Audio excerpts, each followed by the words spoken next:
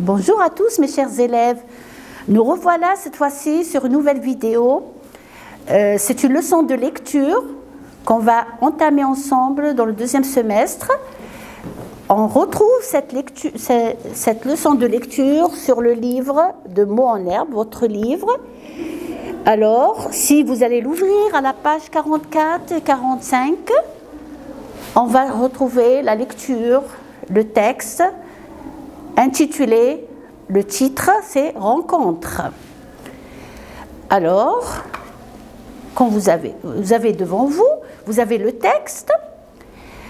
Avant de commencer à poser des questions comme on le fait chaque fois en classe, avant de commencer à expliquer le texte et à poser des questions et à essayer de répondre à ces questions, on va tout d'abord se poser une question qui dit de quoi il s'agit. On peut reconnaître, sans lire, tout à fait avant de lire, on peut reconnaître de quoi il s'agit en voyant les illustrations, les images. Par exemple, ici les enfants, vous voyez bien qu'il s'agit d'un petit garçon. Juste à côté, il y a un petit animal. C'est certainement un petit renard parce qu'avec ça, il a une queue panachée. La queue d'un renard, c'est très caractéristique. Ça se voit. On retrouve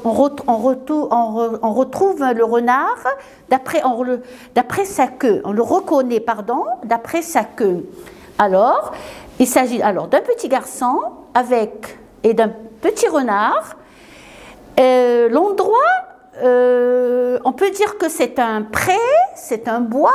Mais je ne peux pas dire que c'est une forêt et non pas un jardin parce que c'est assez grand.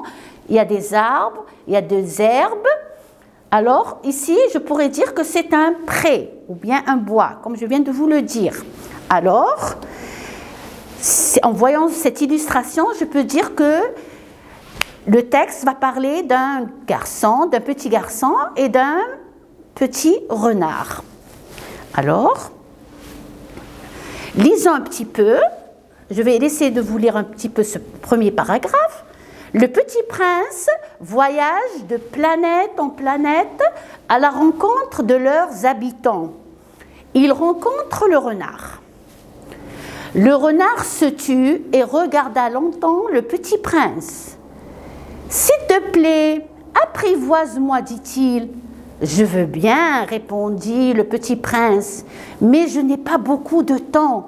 J'ai des amis à découvrir et beaucoup de choses à connaître. » « On ne connaît que les choses que l'on apprivoise, dit le renard.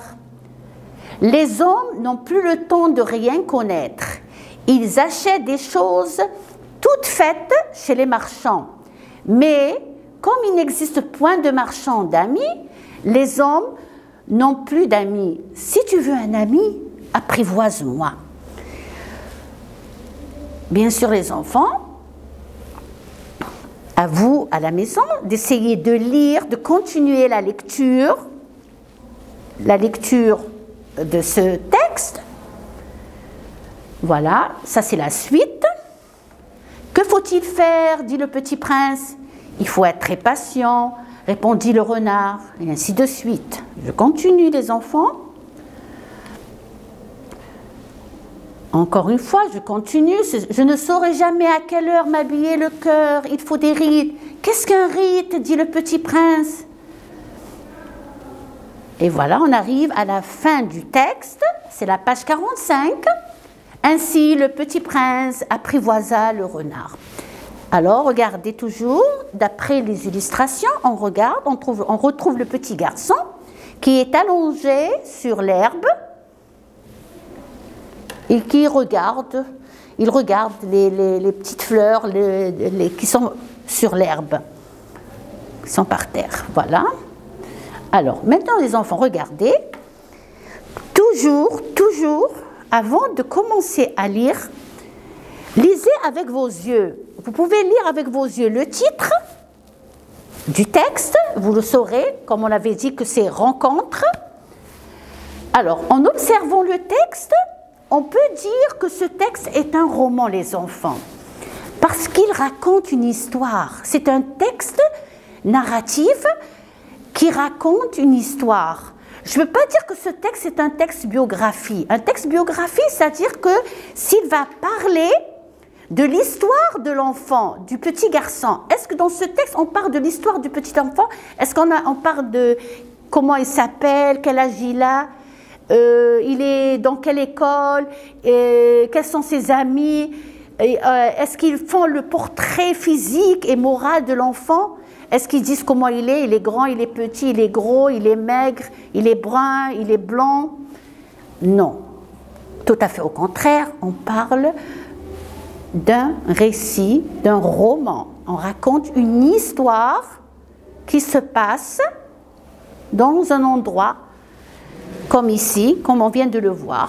Alors, ou bien on va parler d'une rencontre, d'après le titre rencontre, on va parler d'une rencontre entre un petit prince et un renard dans un bois ou un pré dans lequel il y a de l'herbe et des arbres. Bien sûr, l'herbe et les arbres, on les retrouve dans le bois ou bien dans les prés, mais on ne retrouve pas dans un établissement, dans une école. C'est vrai qu'on peut retrouver un arbre, 2 arbres, mais pas beaucoup d'arbres. C'est un endroit ouvert, c'est un pré. On dit que c'est un pré, les enfants. Alors, et comme vous voyez, le petit garçon, d'après la lecture, on a su que ça parle d'un petit prince. Ce petit garçon, c'est un petit prince. Et bien sûr, l'animal qui est juste avec lui, c'est le renard. Alors, si Madame Sona vous pose la question, elle vous dit quel est le titre du texte? Alors, le titre du texte, c'est « Rencontre ». Le titre de l'œuvre les enfants, c'est le livre d'où on a tiré le conte, d'où on a retiré le conte. On a retiré le conte de quel roman? De quel roman? C'est Le Petit Prince. Le roman, c'est le roman ou bien l'œuvre, on dit l'œuvre ou bien le conte, le roman, c'est Le Petit Prince.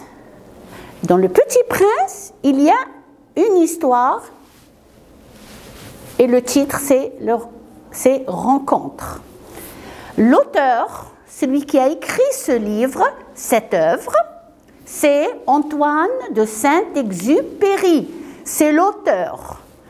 Et aussi, les enfants, il est aussi le narrateur, celui qui parle dans ce texte. Qui parle, qui est en train de parler, c'est aussi Antoine de Saint-Exupéry. Alors, Antoine de Saint-Exupéry, c'est l'auteur, c'est lui qui a écrit le livre, qui a écrit l'œuvre, et c'est lui qui parle dans l'histoire, c'est lui qui raconte son histoire, c'est lui-même qui raconte. Alors, je comprends. Les personnages des enfants, bien sûr, si vous avez lu le texte, vous allez savoir tout de suite que les personnages, il y a 2 personnages principaux, voilà, le petit prince et le renard. Le petit prince n'a pas tout son temps. C'est vrai ou c'est faux? C'est vrai, il n'a pas tout son temps. Pourquoi le petit prince, il n'a pas tout son temps? Tout simplement parce qu'il a des amis à découvrir et des choses à connaître. Il veut se faire des amis. Il n'a pas le temps de s'arrêter et de parler avec le renard. Il veut continuer son chemin. Il veut rencontrer des amis, des personnes comme lui. Il veut parler avec eux.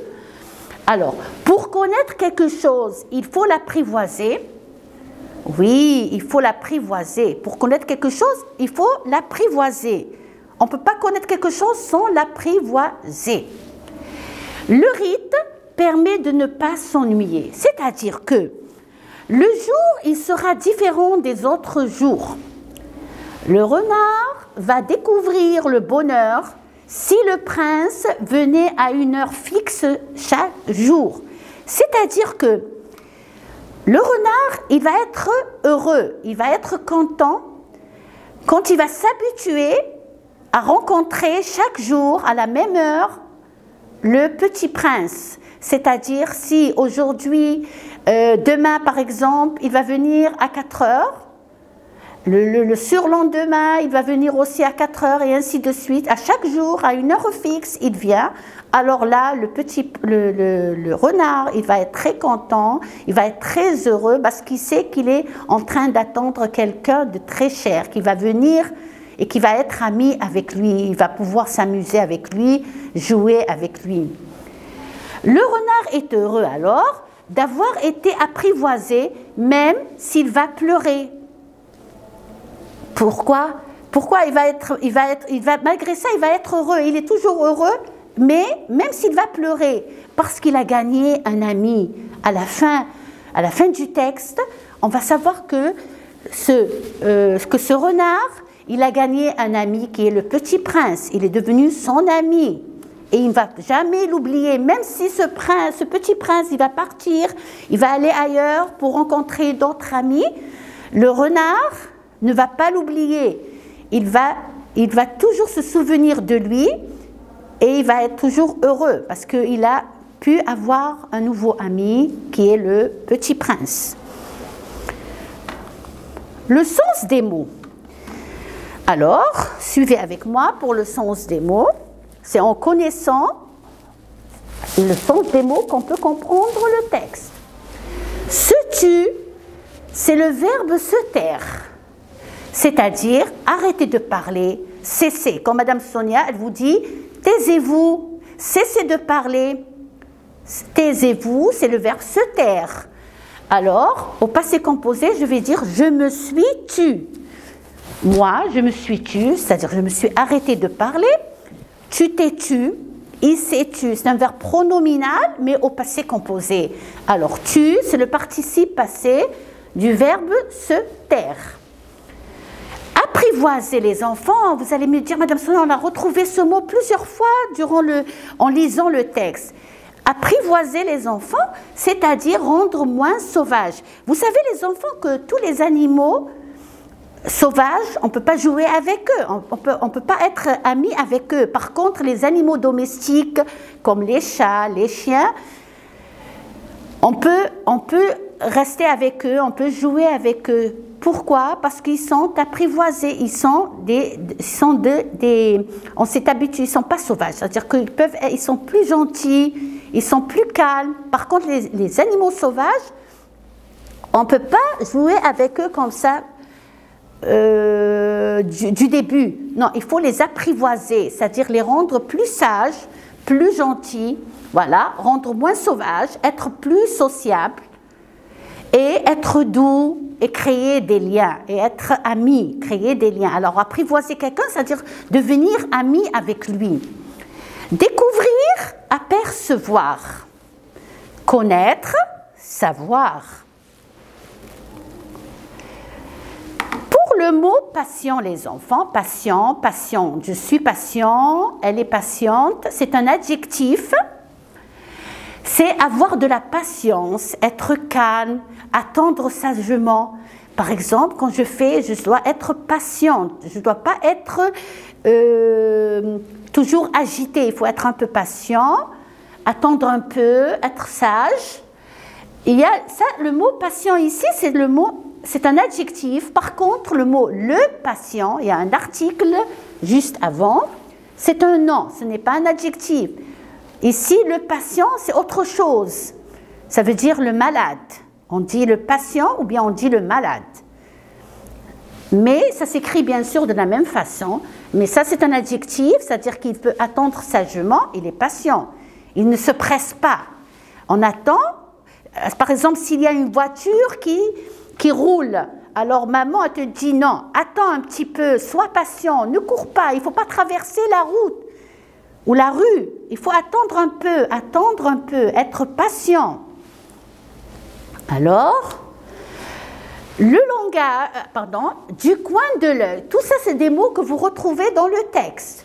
Du coin de l'œil, c'est-à-dire surveiller discrètement, sans avoir l'air de regarder, c'est-à-dire le regarder de loin, mais ne pas faire semblant de le, mais pas le regarder directement comme ça.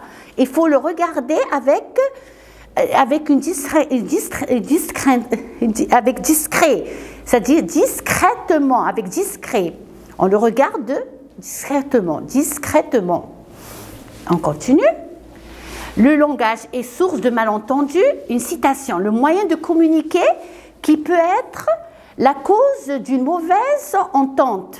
C'est-à-dire parfois, on avait vu ça dans le vocabulaire dans le premier semestre, ce qu'est un malentendu. C'est-à-dire que tu as mal compris ce que je viens de te dire.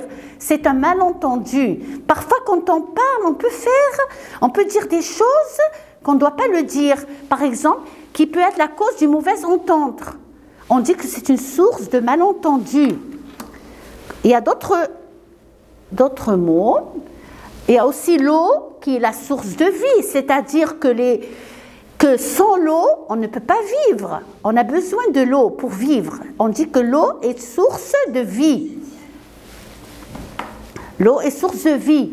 Comme ici, les yeux, ce sont les sources des larmes. Vous savez, les enfants, quand on pleure, on a des larmes qui coulent des yeux. Alors, les yeux sont les sources des larmes. Revint, c'est le verbe revenir, retourner. Des rites, ah oui, c'est un mot aussi qu'on a vu dans le texte. Des rites, les enfants, c'est quoi les rites? Ce sont des ensembles des règles, une habitude. On s'habitue à faire quelque chose chaque jour. On dit que c'est une rite. Les homonymes de points. Alors, les homonymes de points, c'est-à-dire c'est des mots où on entend le même mot, mais qui a une autre signification. Par exemple, ici, vous avez le point de vacances, c'est-à-dire il n'y a pas de vacances. Point de vacances, pas de vacances. Un point d'eau, c'est un lieu précis, comme par exemple le puits, c'est un point d'eau où on va prendre de l'eau dans une fontaine, dans un puits. Tout ça, on dit que c'est un point d'eau. Il y a aussi avoir un point au dos. Par exemple, parfois on a mal au dos. Je vous dis, oh, j'ai mal au dos, j'ai un point au dos. Un point au dos. Et le dernier mot que point, un point, c'est un signe de ponctuation, comme le point, la virgule, le point d'exclamation, le point d'interrogation. Tout ça, ce sont des points, ce sont des signes de ponctuation. Alors, on arrive maintenant aux questions, les enfants. Et ici, j'ai mis les questions avec les corrigés. J'espère que si vous avez bien lu le texte, vous avez compris avec moi le sens des mots, vous saurez répondre aux questions. Alors, regardez. Que rencontre le petit prince? Et où se déroule cette histoire?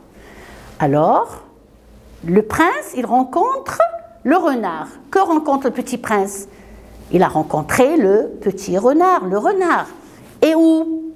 Où? Dans un pré où il y a du blé. Il y a du blé. Vous l'avez lu dans le texte, on a précisé que le pré où il y a du blé. Toujours dans le pré, il y a du blé. Le blé, quand on va le moudre, on va obtenir de la farine. À partir du blé, on obtient de la farine. La troisième question, pourquoi le renard propose au petit prince de venir chaque jour à la même heure? Pourquoi il lui propose de venir chaque jour à la même heure? Pourquoi il lui dit de venir toujours à la même heure? Il ne faut pas venir en retard ni en avance. Il faut toujours venir à la même heure. Tout simplement pour pouvoir avoir la joie de l'attendre. Que ce soit comme un rite, le jour est différent des autres jours. C'est-à-dire, il va lui dire de venir, par exemple, chaque jour à 4 heures. Il ne va pas falloir de venir à 3 heures, ni à un peu plus tard, à 6 heures par exemple. Il va venir chaque jour à 4 heures. C'est là où le renard, il va être patient de rencontrer le petit prince. Il va l'attendre. Il va venir à 4 heures. Alors il se met à partir de 3 heures, et il commence à l'attendre. Il est tout content parce qu'il sait que maintenant à 4 heures, son ami il va venir. Mais si on ne met pas une heure fixe, alors là, ça va changer complètement. Au contraire, il faut que ça soit dans une heure fixe, un rite. Il faut toujours venir à la même heure. Ce sera beaucoup mieux pour lui. Comment est le renard à la fin? en sachant que le prince va devoir s'en aller. On avait dit que dans le texte, à la fin du texte, du roman, que le prince, il va partir, il va repartir. Et le renard, comment est le renard? Il est triste, mais quand même, il est content. Car la couleur du blé signifie quelque chose pour lui. Quelle couleur de blé? Qu'est-ce qu'elle lui signifie? Vous savez, les enfants, on avait vu dans l'image du petit garçon, il a les cheveux dorés. Les cheveux dorés, ils ressemblent à la couleur du blé. Alors là, le petit prince, quand il va partir, et le renard, il va rester seul. Alors, chaque fois qu'il va regarder le blé, il va se souvenir de qui? Du petit prince. La couleur du blé va lui faire ressembler, va lui faire rappeler, le petit prince. Alors, chaque fois qu'il va regarder le blé, la couleur du blé qui est doré, il va se souvenir de son ami qui est parti, le petit prince. Alors, il est triste, mais content quand même, car la couleur du blé signifie quelque chose pour lui. Ça lui rappellera le prince avec ses cheveux dorés. Quelle est l'idée générale de cette histoire? Quelle est l'idée générale? L'idée générale, ça parle de l'amitié et de l'apprivoisement. Tout ce texte, il part d'une chose. C'est vrai, ça parle d'une rencontre entre un garçon, un petit garçon et un renard. Mais le but de cette histoire, c'est de parler de l'amitié. C'est un mot de la même famille de ami. Ça parle de l'amitié. En se faisant apprivoiser, la vie du renard sera ensoleillée. Au début, le renard, il était toujours triste parce qu'il n'avait personne avec qui jouer ou parler. Mais maintenant, il s'est fait un ami. Le blé qui est doré lui fera souvenir le petit prince avec la couleur de ses cheveux, comme je viens de vous le dire en haut.